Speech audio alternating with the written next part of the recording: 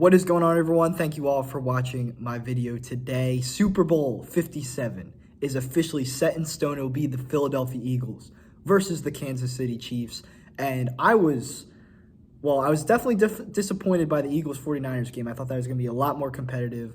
And obviously a big part of that was Brock Purdy getting injured so early in the game that led to the Eagles running away with that contest. I understand Eagles fans don't really want to hear that. I'm not saying they don't deserve to be in the Super Bowl. They played a great, complete game of football. Jalen Hurts didn't even have his best game whatsoever as a passer, and they still got the job done. I'm not taking anything away from the Eagles in that sense. It's just you have to come out of that game. You have to at least admit that the 49ers would have scored a lot more than 7 points if Brock Purdy threw more than 4 passes in that game. We had Josh Johnson, a guy who's played for maybe half the league, in there in a must-win game to go to the Super Bowl. It was never going to work out for the Niners. Their defense looked pretty good early, but the Eagles eventually cracked the code. The Niners, the weird thing for me was that they couldn't stop those outside runs all game long. When you had Gainwell and Sanders had 2 touchdowns. Gainwell had a really nice game when he got touches. I think Boston Scott even had a touchdown. And Hurts, Hurts probably did run the ball pretty well, but I can't even say Hurts himself's running was a big part of that game. It seemed like the Eagles just were able to handle business, and you can't take that away from them because this team has been good all year, and they certainly had a good shot at making the Super Bowl regardless of whether the Niners were healthy or not. But you have to at least say, like, Nick Bosa got hurt a few times. Seems like he was playing dinged up. He was dinged up when he was playing. So, I don't know. I think there's a world where that game's a lot more competitive. There's probably a few scenarios where the Niners win, but I'm not trying to take anything away from the Eagles because they had a great season. They had an awesome win against the Giants last week. I'm just saying we could have gotten a lot better of a product than what we got in the NFC title game. But the Eagles defend their home field advantage, and they will now be going on to the Super Bowl. But the game I really want to talk about is that Bengals-Chiefs game because that was, I would say it was better than last year's AFC Championship game. I know it didn't go to overtime like last year's, but I would say that was a more entertaining game. Just the stakes were very palpable the whole time, and the momentum shifts were nuts. It was absolutely a roller coaster of a game. Every time I thought the Chiefs or the Bengals were starting to pull ahead, about 8 different times, my mind changed, and it all came down to, obviously, the end of the game there with Butker making the field goal. But to me, it was kind of a nondescript game in the first half. I would say the second half had most of the memorable plays, where the first half was kind of just defensive battle. Neither team could really get their run games going, and that really kind of held true for most of the game, even into the second half. But Chiefs were up 13-3 at a certain point, and when they had that advantage, that's when it felt like Chiefs might just defend their home field advantage, and the Bengals just maybe don't have it today for whatever reason, coming off the high of that road win over the Bills. But that last drive towards the end of the half, that's when the Bengals really started to get the momentum. They only got a field goal, but getting it to 13-6 instead of 13-3, they came out in the second half, and they had that awesome play to T. Higgins, that awesome throw by Joe Burrow for a nice touchdown to get them right back in the game, to tie a game at 13-13. Then this is when all the madness starts, because then the Chiefs get the ball. They score. MVS, Marquez Valdez-Scantling, my guy, former Packer. I always liked him. He did have his issues at times. He had some tough drops for us. But he has always been an awesome speedster receiver. And that's the type of guy Patrick Mahomes will always like to find. Is he Tyreek Hill? Certainly not. But MVS was able to find himself getting open a good amount of the times in this game, and he wound up with 119 yards and a touchdown. On the drive that got him that touchdown to give the Chiefs a 20-13 lead, he had 3 catches, including that really nice play in the end zone. So he had an awesome game. Wanted to give him a shout-out. With Juju Smith-Schuster getting injured, the Chiefs needed someone to step up in the receiving game, and he did just that, and he was a big part of this win for them. So I love seeing that. I always liked MVS. I had no problem with him leaving. He got paid $30 million. The Packers were in no position to give him that money. That's all right. I'm glad to see him making an impact on a team that's going to be in the Super Bowl. So I love that. Chiefs go up. Chiefs get the ball back. And that's when the Mahomes, the ball slips out of his hands.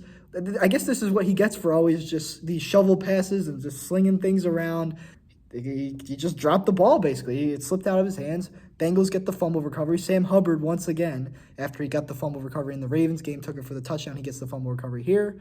And then the Bengals, they get the ball. And one of the boldest, maybe the boldest play call of the entire playoffs. I know Doug Peterson had some bold calls, but Zach Taylor going for it on 4th and 6 in a 1-score game in the third quarter, and they just heave it down to Jamar Chase to get the first down. One of the ballsiest plays I've seen in a while in a playoff game. It just showed how much trust they had in Joe Burrow and Jamar Chase to keep that electric connection going, because Joe Burrow's been on an absolute tear. He continued to be on an absolute tear in this game. I know he had 2 interceptions, but I thought he played great the whole game through. He gave them a great opportunity to win the game. They score on the Samaje Perine goal line touchdown there on that drive. Then it's 20-20. For the next, hour or so, no points are scored, but the game still was exciting. It was still keeping you on the edge of your seat. And then they had the one big thing that happened. Well, Burrow threw the interception, because then the Bengals started seeming like they had the momentum. That's why I was talking about the momentum shifts. When the Bengals score, tied the game, then they get the ball again, but then Burrow throws the interception to Joshua Williams, so then the Chiefs get the ball back. Then the whole clock management thing happens where the referee whistled the ball dead after Mahomes dumped it off to Kelsey on a 3rd and 9. The Bengals thought they were going to be able to make the Chiefs punt, but of course the blown whistle call and then the Eli Apple penalty keeps the Chiefs drive alive. So all the people rooting for the Bengals were having a conniption. The fixes, and I tweeted jokingly the fixes, and I didn't believe it was actually rigged, but those calls really did seem flimsy against the Bengals there to give the Chiefs another advantage, but the Bengals defense did make that stop. So then they got the punt. Bengals have it in their own side of the end zone. Joe Burrow makes an awesome play to get out of the Bengals deep in their own territory. He makes that run play for an awesome first down. That's when I was like, the Bengals are going to make this drive here. I can feel it. Joe Burrow, I picked the Bengals to win the game. Joe Burrow's coming. He's out for another win against the Chiefs. He's going to make it 4 in a row. He's got the fire in his eyes. They get a few more first downs, or one more first down with Hayden Hurst, but the Chiefs just get the stop. And then what happens? 39 seconds, that's all they needed. They come down the field, and then Mahomes runs for the first down, which was already a nice play. And then the defensive end, Osai, on the Bengals with the block in the back, or the push in the back, the unnecessary roughness penalty, to give the Chiefs 15 extra yards. Harrison Butker, the butt kicker, my fantasy football legend who's been on my team many times, he hits the game winner. Chiefs are off to the Super Bowl. They're facing the Eagles. Andy Reid up against the team he coached for over a decade. He coached them to a Super Bowl in 2005. He now faces them in the Super Bowl almost 2 decades later. That's an awesome story. The Kelsey brothers playing against each other. We'll see if they put one of their episodes of their podcast out. I don't know if they're going to want to be speaking with each other for the next 2 weeks. But maybe they'll get something out there for the people. That would be pretty cool to see if they did a Super Bowl preview or something like that. But a lot of cool narratives in this Eagles-Chiefs game. It's going to be really exciting to see. I know a lot of people watching this are Eagles fans. They're not going to like to hear this. I would probably pick the Chiefs right now.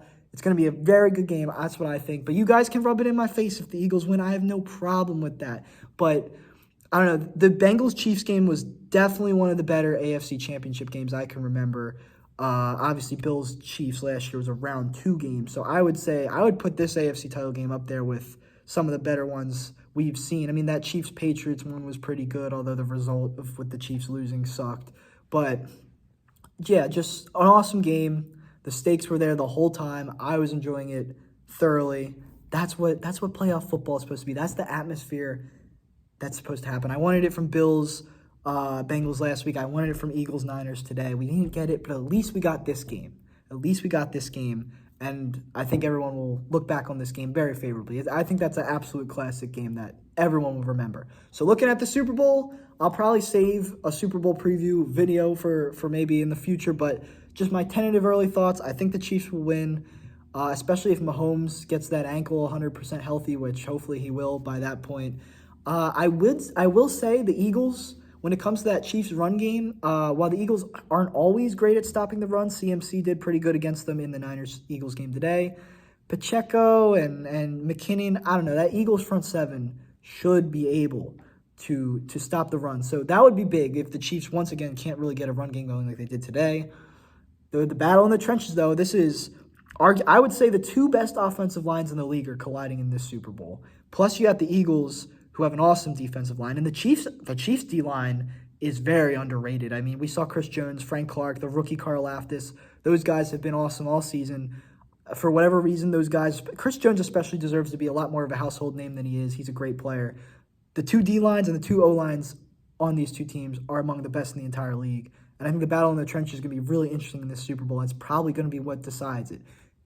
Which team can get to the quarterback more effectively? who can limit the passing plays more.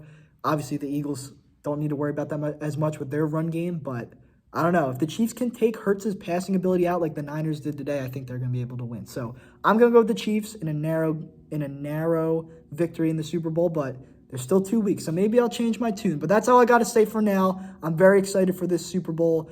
I'm very happy for all you Eagles fans. You know, I was representing today. I had my Philly gear on. I don't got no Eagles gear, but I got my Philly gear on. Maybe if the Eagles can win the Super Bowl, that can give our Sixers a little motivation as we come into the springtime. Thank you all for watching my video tonight. Make sure to subscribe to the channel if you aren't already. And other than that, have a great rest of your night.